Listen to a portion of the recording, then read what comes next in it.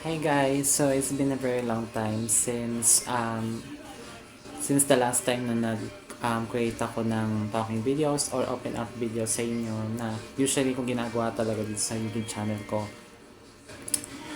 Today's video, I just want to just like vent out some, hindi naman vent out, parang gusto ko lang mag-open up sa inyo about some of the things lang na, you know, basta related dito sa college ko ngayon, sa college life journey ko. Um, lately it's been very, it's, ba't tabing? Baya, tabing siya. Ayan, so lately it's been very, hard, very challenging for me, and, very sad for me.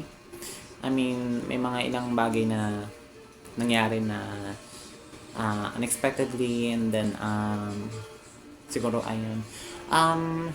I don't know. Honestly, I don't know if I want to be like so emotional about it or sometimes kasi parang umabot sa point na parang hindi ko alam kung ano yung mararamdaman ko or hindi ko alam kung maiiyak ba ako or magagalit ako na or matutulalan na lang ako something pero yun parang umabot na ako sa ganung stage. Yesterday nandito si John Lee, yung best friend ko. Actually, nung gabi sinabi ko sa kanya na, na sabi ko, Min, punta ka dito bukas, sabi ko. Kasi parang hindi ko alam kung ano yung mararamdaman ko. Parang napapapikit ako sa sobrang dami ko iniisip. Parang halo-halo yung emosyon ko. Hindi ko alam kung magagalit ba ako, maiiyak ko, ganyan. And then sabi niya, what happened? Ganito, ganyan. Tapos, nung umaga, sabi niya pupunta daw siya ng 12 p.m. So, actually, dapat nga supposedly na siya tumuloy eh. Actually, ako nagsabi sa kanya na huwag na siya tumuloy kasi masama pala yung pakiramdam niya, meron pala si Bading.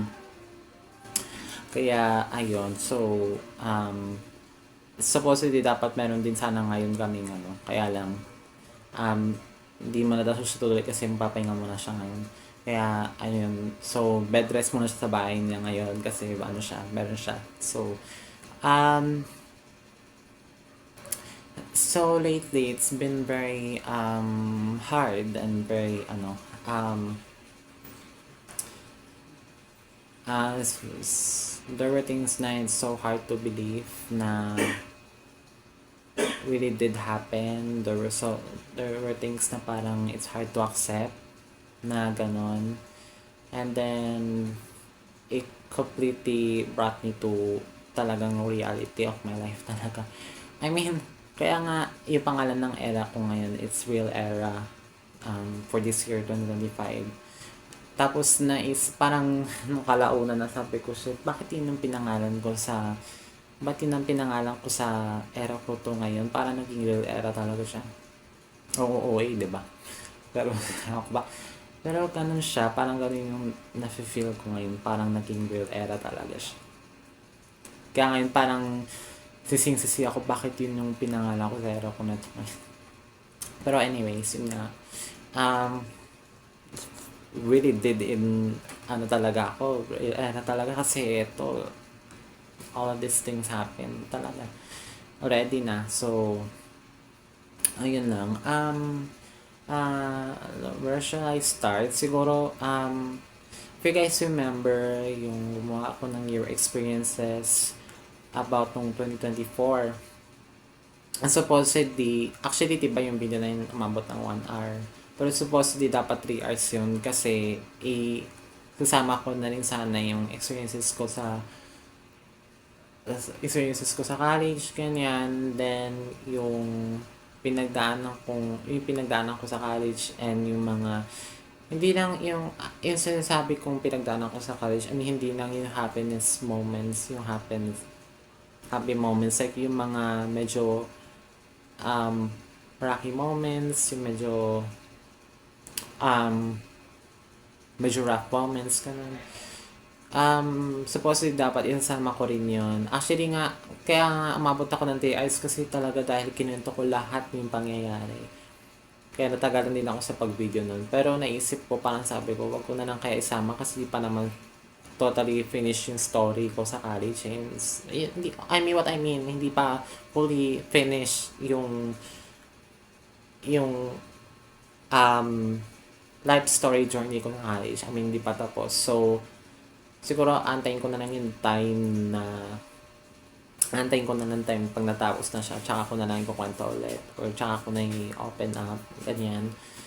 Pero, yun na nga, sumapot na nga tayo sa punto na to na, I mean, ngayon, sasabi ko, yung life, journey ko sa ngayon sa college, hindi pa tapos. I mean, still going pa rin, still, pa rin, ongoing, ganyan. Tapos na kami sa first sem, just what I mean, yun na, tapos na kami sa first sem, ngayon, going on to the second sem, ganyan. So, ayun. Ayun, so, ayoko na actually, ang goal ko lang naman is makapag-open up eh. Hindi ko na sana hindi ko na ikukwento lahat yung buong, like, yung story, anong simula nung ganito, ganyan. Siguro ikukwento ko na ng brief story about it. So, ayun na nga. So, right after nung pangyayari nung sa senior high, ganyan. Actually, lahat naman yung nangyari sa senior high school life journey ko, kinento ko sa documentary Revealed. And then, napag-decide ko na i-private na ng lahat yon. Parang, lahat yon private ko, lahat ng episode. Ang episode 1 lang hindi ko private. Kasi parang, siguro at least pa. Actually, first episode at sa last episode, yun ang hindi ko private. Pero yung the rest of the episode, private ko siya. Kasi, siguro, one of the reasons is that I was trying to move on na rin. So, ayun. So, at least kahit paano yung dalawang episode, yung first and last, yun ang hindi ko para at least kahit paano may pakita ko brief story about it. Yun, so, after yun, lahat ng pangyayari ng senior high, ayan, so nag-start yung college. Okay, just to make the long story short, marami akong nakilala ng bagong kaibigan, bago akong classmate, I mean, siguro parang naging new school life, ganun, parang new school life na parang ganun. Then, I'm in a lot friends, ganyan, bago ka classmate, bagong ulit, ganyan. And then, nag-start actually dun sa, in circle of friends ko, I mean, yung circle of friends ko nung una sa college, kasi nakasabayan ko sa enrollment nung nakaraan. Actually, nakilala ko na sila ever since nung enrollment. So, parang second time na namin or third time namin nagkakitaan doon. So, parang siguro friends na kami before actually mag-start yung school. And then, after that, may dumagdag pa sa amin. And then, yung dumagdag na sa amin, yun na yung kaibigan ko na gay, si Rowie. Yun, tapos nung dumating na siya, actually nga nung nakatawa kasi nung una, nung sabi sa amin na meron daw kayo bagong classmate, ganyan. So, i-add daw sa mga GC, regular student daw to, ganyan. So, isa rin ako sa nag-add kasi parang siguro inassign na rin ako ng president namin na mag-add din ng mga bago sa amin. So, isa na ako sa nag-add sa mga iba't ibang subject namin, GC. And then, ina yun. And then, ina yung naging circle of friends. Like sila Mehati, sila Rui, ganyan. And then, ayun. And then, as you guys remember yung vlog ko sa Kabso Indang, ina yun na kasama kaibigan ko na yun sila, like sila Rui, like sila Mahani, ganyan. Si Rui yung kasama ko na papuntang Kabso Indang. Tapos nagdala-gala kami, naglipot-lipot kami doon, ganyan. Tapos, just to make the long story short, nagkaroon din ng problema yung circle of friends na yun. Kaya, nagdigwak din, nag-end yun. Pero, yung friendship namin pa rin ni Rui, still ongoing pa rin. Pero na parang, nag-ano ulit kami sa another circle of friends. Yun na yun, like sila Espiritu, ganyan. So, the rest, simula nung October hanggang November, yun na yun yung kasama namin circle of friends. And then, just to make the long story short, sobrang dami nangyari eh. Nung mga around November, medyo parang naging rocky na yung friendship namin ni Rowin. Yung na parang napapadalas na yung away namin. Like parang, basta napapadalas na, and then, parang ano na, nagiging rocky na, kumbaga. So, yung pinaka isak na nangyari kung ba't nag-end yung friendship namin. I mean, hindi ko na sabihin kung ano yung pinaka-dahilan kung bakit, or pinaka-story talaga kung bakit nag-end yung friendship namin ni Rui. Pero siguro one of the conclusions na mabibigay ko is that hindi na nirespeto ko ano yung preference ko. And then, doon kami nagkaroon ng malaking argument. And then, until sa umabot sa point na, yun na, nagka-FOA na kami. So, yun yung nangyari. And then, nung nag-FO kami ni Rumi nung November, I was still part of the circle of friends. Like, I was still part of circle of friends ko kala Espiritu, ganyan. Yung sa, tinatawag namin yung circle of friends or pet teams, ganyan. But I was trying already to making a step na to distance myself from that circle of friends. Kumbaga, nagtatry na ako na para sumama na ako sa iba. Kasi parang noong that time, pakiramdam ko parang ayoko na sumama sa kanila. Kasi parang feeling ko, pag sumama ako, mas lalo pang lalala siguro yung problema. Siguro parang one of the things siguro din para din makaiwas na sa gulo. So yun yung naisip ko that time. Kaya simulan tayo nagkaroon na kami ng problema ni Rui. Sumasama na ako kila Dasal. Yun yung sa kabilang circle of friends ko naman na sinunod na bago. And then ayun na yun. Tapos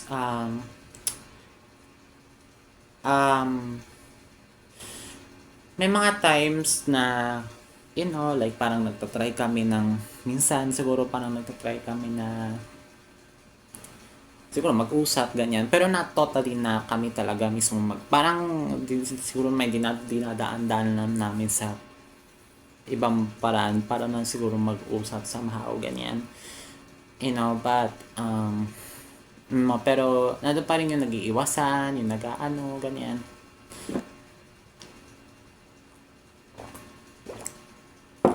Ayun, and then tapos right after nun, hindi na kami nag-usap talaga. Simulan nung nag-usap kami konti December after namin mag-FO. Tapos tapos nun wala na, hindi kami nag-usap. And then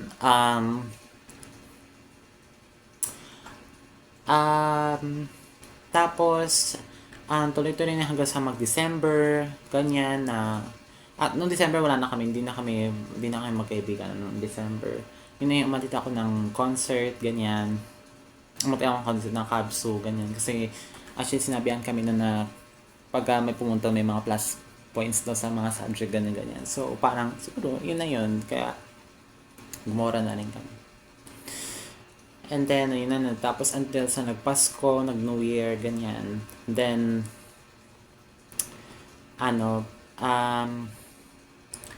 yun na yung nangyari lahat.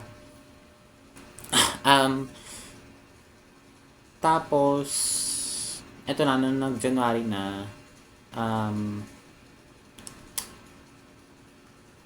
nung January, siguro, first time ulit magkakitaan ulit after nung, siguro, Christmas break, ganyan. New Year's Eve break, ganun. So, siguro, syempre, medyo nagbago yung itsura ko, ganyan. Nagpakulay ako ng buhok, ganyan. And other stuff, ganyan. So, parang, actually nga, nagulat yung mga kasi kung, wow, ano na, parang nagtatry ka na mag-move on na. Parang ganun. Parang nag-move on na daw ako sa mga dati kong circle of friends. Parang ganun. Parang yun yung sinasabi nila. Kasi parang nagbago talaga yung tsura ko nung after nung ano. And then, siguro, for the first time, after namin mag-Christmas, siguro, kitaan kami, siguro, in shock, siguro, dahil nga, syempre, nagbago yung itsura ko, but, um, and then, pero, ano, yun na yun na yung time na hindi na ako sumasama sa kanila, sumasama na ako dun sa another circle of friends na, and then, yung ibang tao nagtataka na ba't hindi kami magkasama, hindi na kami na ganito, ganyan. Tapos doon ko na sinasabi na parang wala na, hindi na kami friends, ganyan, dahil doon sa nangyari. So, so, I was very thankful kasi yung ibang tao na, nakikita nila mag-isa na lang ako, di ko na siya kasama. Sasabi nila na, sumama ka na sa amin, sumama ka kila ganito, ganyan, para hindi ka ma-lonely, ganyan, hindi ka ma-let out. Then, sabi na mas okay na, sinasabi ng ibang tao na mas okay na lang din yon kasi para siguro hindi na rin maganda influence or what, ganyan. So, hindi naman sa hindi maganda influence. Siguro parang, in a way, parang magkaroon ako ng peace. I think yun siguro yun. And then, and then, wala pa sa din, syempre, alam mo yun, kahit na, yun, nag-away kayo ng kaibigan mo, or nakipag-FO ka sa kanya, hindi mo pa rin talaga hindi mo pa rin maiwasan talaga maalala yung mga bagay-bagay na pinagsamahan nyo eh. And then, siguro yung pinagdaanan yung dalawa, yung pinagsamahan yung dalawa, actually kahit na nakipag-FO ka na, mahirap na kalimutan agad eh. Mahirap na parang, alam mo yun, parang iburahin agad sa isip or sa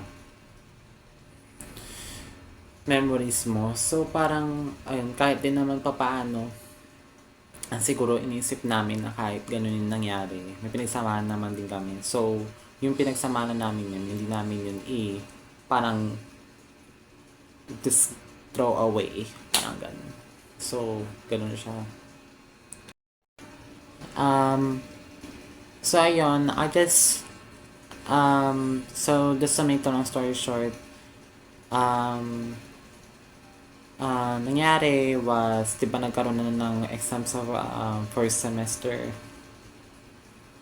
Actually, lahat nga ng tao medyo parang kinakabahan before mag-take ng first semester ng exam kasi siguro yung iba naghahinalan na baka bumagsak sila or baka matanggal na sila sa program, ganyan. Actually, kahit din, isa na rin ako actually, ako rin, pati, halos lahat kami talaga, kinakabahan mag-take talaga ng exam first semester. Tsaka kinakabahan ako ano yung magiging grade sa first semester. Kasi parang, hindi ko mapakali dahil kakaisip na, what if kayo matanggal ako sa program nito or what if kayo bumagsak ako, hindi na ako makontinue ulit, ganyan. So, isa na ako dun.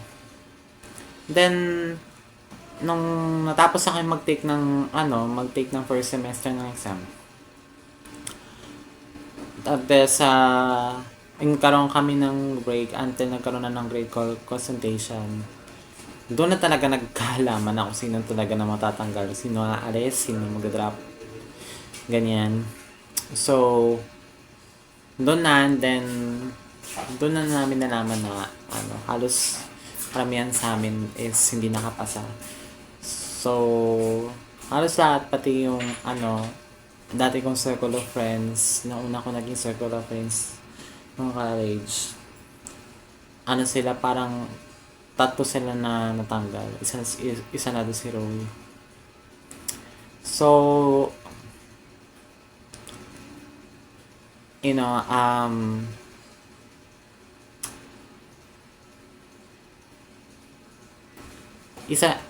sinabi nila sa akin yun. Actually, hindi ko pa nakakausap si Rowing. Yung iba naming circle of friends na naging yung part na una ko naging circle of friends. Like sila chess team, then sila ayun, sinabi na sa akin na hindi sila nakapasa, ganyan. And then, I just felt really, I felt really bad for them. Honestly, and parang nagulat ako. Was in shock. Sabi ko, parang hindi ako makapanilanan na ganun na yung mangyayari. Tapos nalaman ko na lang din ganun din yung kay Rowing nangyari. Hindi sila nakapasa. So, I felt bad. Pero, I thought din ako din isa nung una nga, I thought din na ako rin isa rin sana bumagsak eh. Kasi right before ako i-check yung grade ko, dun sa isang subject na yan, umiyak talaga ako sa prof ko. Then sabi ko, ma'am, tingin ko bang sorry na, kinakabahan ako. Then, hindi ako makahinga.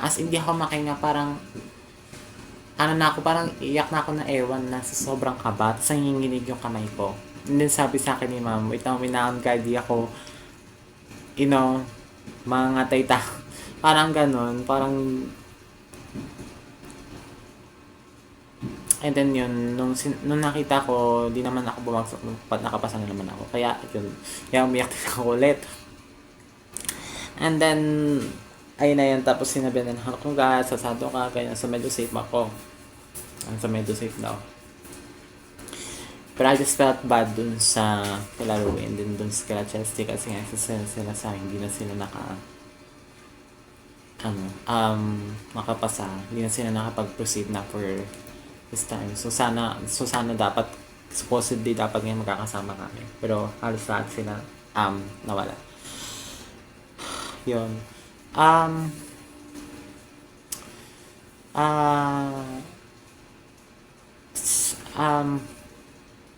So, right after mangyari lahat yun na yung nagkaalaman na, ganyan, tapos nagpaalam na sa isa't isa, ganyan, tapos nagsimula sila mag-dip ng mga GC ng subject, ganyan, tapos sabi na permission to read na daw, thank you for, sa yung pinagsamahan sa person, ganyan. And then, nung kay Rowing naman, right before kami mag-usap ulit for the last time, nagpaalam na siya sa isa naming kaibigan, classmate din namin. Sabi niya, nagpasalamat siya na thank you daw sa pinagsamahan nila, baka hindi na daw siya makapag-proceed. Hindi daw siya kasi nakapasa, so parang, parang aalis na daw siya, ganyan. And then, ayun na yun, tapos yung time na nagsimula na sila mag-lead ng GC,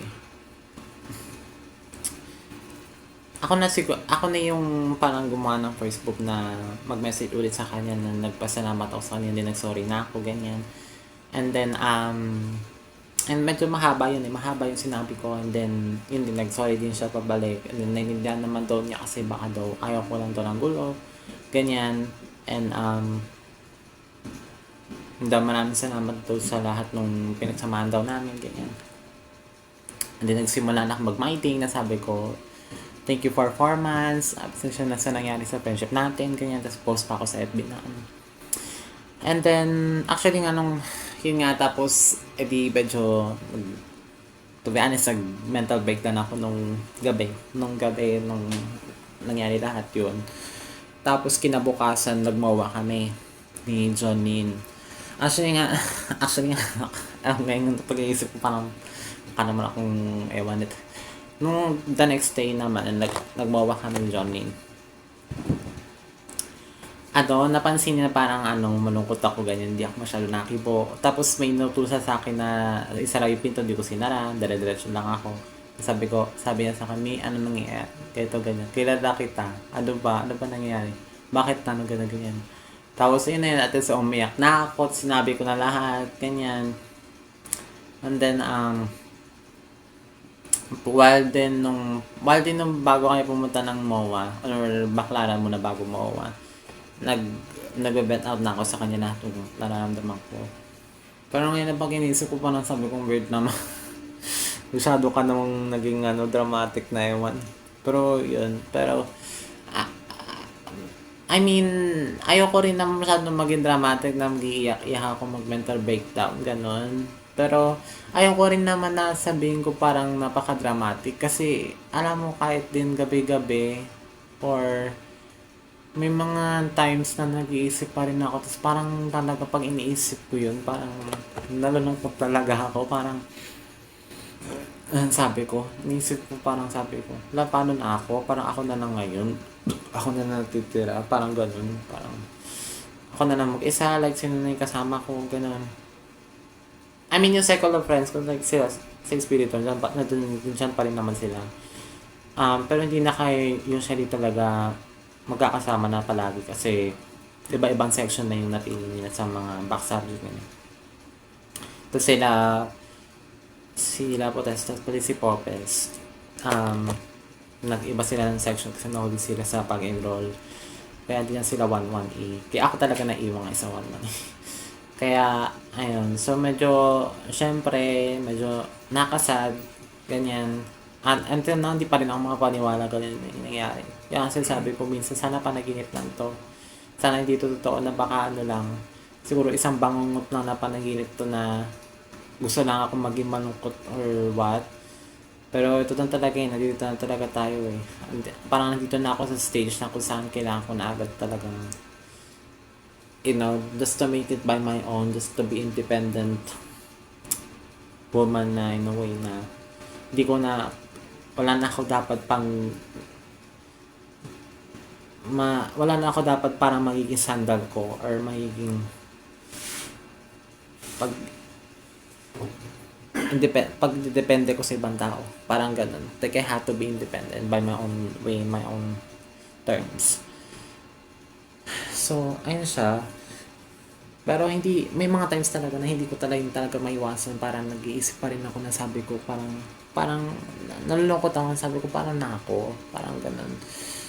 But then, like parang na-experience ko naman. Actually, this is not the third time na na-experience ko to na maiwanan or what. Actually, it's the third time ever since pa nung sa Material Girl Group. Sa Material Girl Group kala Jade dati. Like, I was so sad right after nung parang hindi na kami masyadong nagkikita, nagkahiwalay-walay kami, ganyan. I was so sad, basta sad. Ayoko naman sabihin depressed kasi hindi naman ganun ka-depressed kasi I have my family besides me naman. So, kahit family, just isa din sa mga nag-ano din ng happiness eh.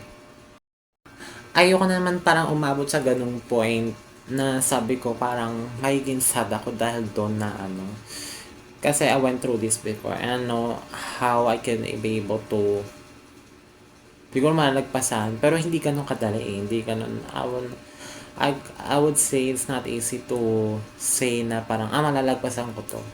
Kaya ko to kasi lang to. Siguro nangyari lang to then lilipas din ganyan. Pero like I said, like we all said, our feelings are valid. So, kung may nararamdaman ka parang you just feel like naiwanan ka or you felt really sad about it or very like,